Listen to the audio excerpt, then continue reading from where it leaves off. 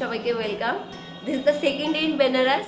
Second ডেতে আমরা কি করছি না করছি সেটা নিয়ে আজকের ব্লগ।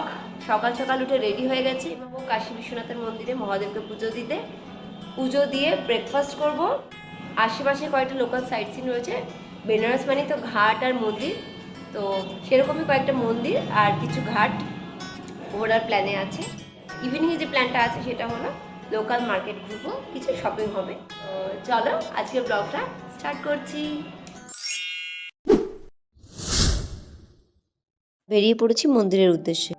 মন্দির যাওয়ার পথেই পাওয়া যাচ্ছে পুজোর ডালা। এসে পৌঁছালাম বিশ্বনাথের মন্দির।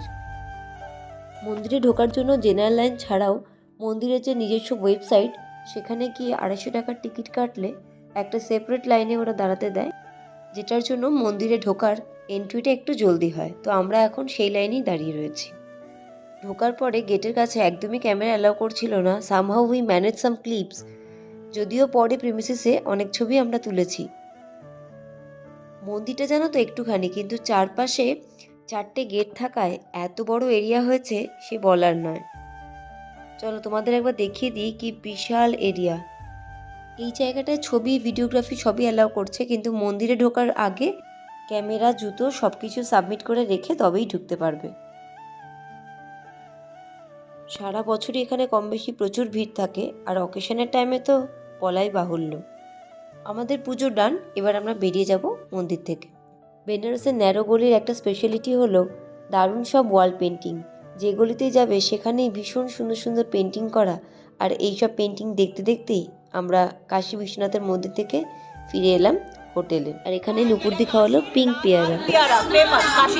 মানে বেনারসে এলে এটা খেতে হয়। বাহ, থ্যাংক ইউ। মন্দিরে পুজো দেওয়া হয়ে গেছে এবং এখন ব্রেকফাস্ট করলাম বাইরে। এসে জাস্ট একটু তাড়াহুড়ো করে চেঞ্জ করে নিলাম। তো এখন যাচ্ছি আমরা কিছু মন্দির এবং কয়েকটা ঘাট ঘোরায়। বেরোনোর সাথে সাথেই আমরা এসে হাজির হয়েছি ঠান্ডাই কর্নারে, যেখানে আমরা ট্রাই করব বেনারসি ঠান্ডাই, বা তোমরা বলতে পারো লস্যি। ডিফারেন্ট ফ্লেভারের লস্যি রয়েছে, তো চলো কিছু ট্রাই করা যাক। আমরা লিটারেলি দাঁড়িয়ে দাঁড়িয়ে দেখলাম এত কিছু দিয়ে ওরা বানাচ্ছে, সেই রকম লেভেলেরই টেস্ট হবে। দেখেই তো লোভ লাগছে। মালাই, দই, অ্যাডেড ফ্লেভার কিছু বাদ নেই। উফ, সত্যি দেখতে চমৎকার আর খেতেও ভীষণ ভালো। আমার লাইফের খাওয়া বেস্ট লস্যি। এটা BHU মানে বেনারস হিন্দু ইউনিভার্সিটির ভেতরে শ্রী বিশ্বনাথ মন্দির।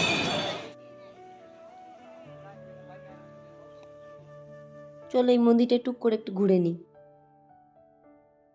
মন্দির থেকে বেরিয়ে দেখতে পেলাম কোল্ড কফির দোকান, আর লোভ সামলাতে না পেরে সবাই মোটামুটি লাইন দিয়ে দাঁড়িয়ে গেছি কোল্ড কফি খেতে। যাতায়াতের পথে এই আর্কিটেকচারটা দেখে দাঁড়িয়ে গেলাম, বেশ ভালো লাগলো। ওখানেই থাকে দুটো পুচকি, তারা ব্যস্ত হয়ে গেছে লুনাদিকে দিয়ে নিজের পোর্ট্রেট তোলাতে। লুনাদি ওদিকে ডাইরেকশন দিচ্ছে কিভাবে পোজ দিলে ছবিগুলো ওদের ভালো আসবে। পাশের একটা বিল্ডিংয়ে ঢুকলাম, গল্প শুনে বুঝলাম এটাও কোনো রাজার বানানো একটা ভবন।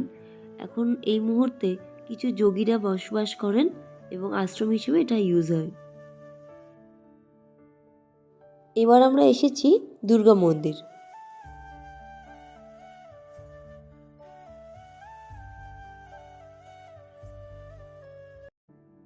নেক্সট যেটাতে এলাম সত্যনারায়ণ তুলসী মানস মন্দির। আমাদের মোটামুটি ঘোরা কমপ্লিট। এখন একটু লোকাল মার্কেট ঘুরবো, কটা জিনিসপত্র কেনার আছে। এই গাছগুলো বেশ ভালো লাগলো, তো বাড়ির জন্য নিলাম। ইনডোর প্ল্যান্ট হিসেবে বেশ ভালো। শ্রীকুঞ্জ সহ এই দোকানটা প্যারার জন্য খুব ফেমাস, তো এখান থেকে বেশ কয়েক কিলো প্যারা নেওয়া হলো। একদিন আমরা গেছিলাম আরসি ঘাটে, যেখান থেকে আমরা বোটে করে সন্ধ্যেতে গঙ্গা ঘুরেছি, আর আজকে চলে এলাম দশেশ্বরম ঘাটে সন্ধ্যের আরতি দেখতে।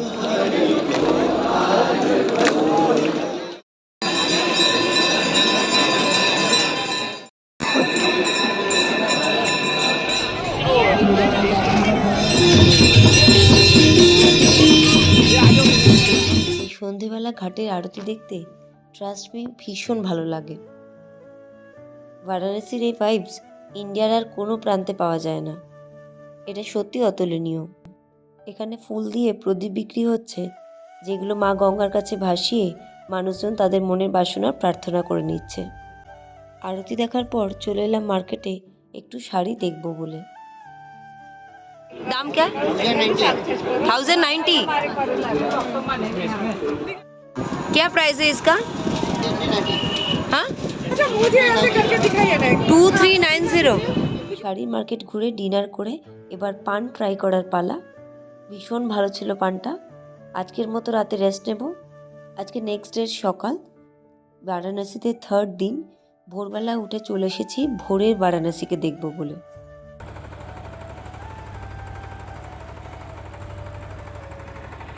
ভোরবেলায় গঙ্গার কিছু ছবি তোমাদের সাথে শেয়ার করে নিলাম। অদ্ভুত একটা শান্তি আছে এখানে।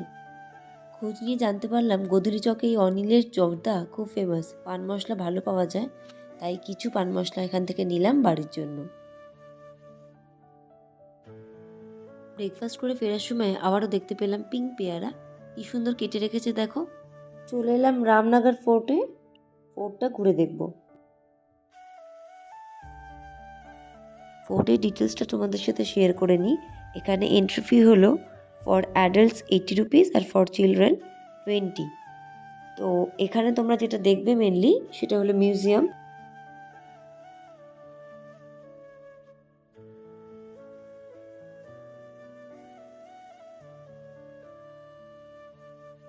তিনটে জায়গা প্ল্যানে আছে এবং তারপরে ইভিনিংয়ে আমাদের ট্রেন ব্যাক টু হাওড়া। সুন্দর কিছু মেমোরি ফিরে যাব কলকাতা।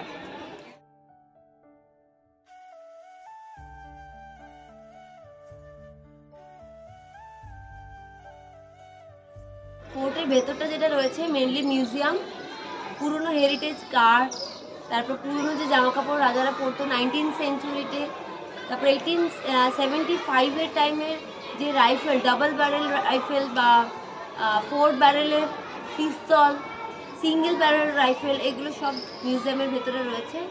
ভেতরে ফটোগ্রাফি ভিডিওগ্রাফি কোনোটাই অ্যালাউ নয় বলে তোমাদের দেখাতে পারলাম না, কিন্তু ভেতরটা খুব সুন্দর, বেশ ভালো কালেকশান, মানে বেশ ভালো লাগবে। তবে যেটা তোমাদের শেয়ার করার আছে, এখানে 80 টাকা করে এন্ট্রি ফি নিচ্ছে, কিন্তু রিস্টোরেশন একদম জিরো, কোনো মেনটেনেন্স নেই, প্রচুর ধুলো পড়ে রয়েছে, একদম ওয়েল মেনটেন নয়। বাইরের প্রেমিসেসটা বেশ সুন্দর, ভালো, ফটোগ্রাফির জন্য বেশ ভালো। এসে পৌঁছলাম সারনাথে।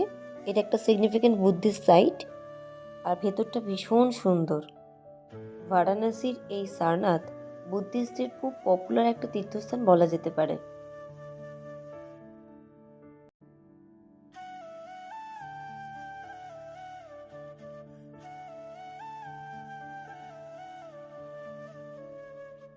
নতুন জায়গা এক্সপ্লোর করতে সবসময় ভালো লাগে, তো বেনারসও তার মধ্যে একটা নতুন জায়গা, একটা স্পেশাল ফেস্টিভ্যালে আমরা এলাম। আমি আগেও বেনারস এসেছি, তখন ক্লাস 8-এ পড়তাম, ফ্যামিলি ট্রিপে এসেছিলাম, বাবার ছিলেন তখন। অবশ্যই কমেন্ট সেকশনে জানিও আজকের ব্লগটা কেমন লাগলো, আর ভালো লাগলে শেয়ার করো ফ্রেন্ডস অ্যান্ড ফ্যামিলির সাথে। তোমরা আমাকে ইনস্টাগ্রামে ফলো করতে পারো, ইনস্টাগ্রামে প্রচুর আপডেটস আমি দিই, যে তোমরা জানতে পারবে আপকামিং কী নিয়ে ব্লগ হতে চলেছে। আবার একটা ব্লগে তোমাদের সাথে পরে আবার আড্ডা দেবো, দেখা হচ্ছে, টাটা।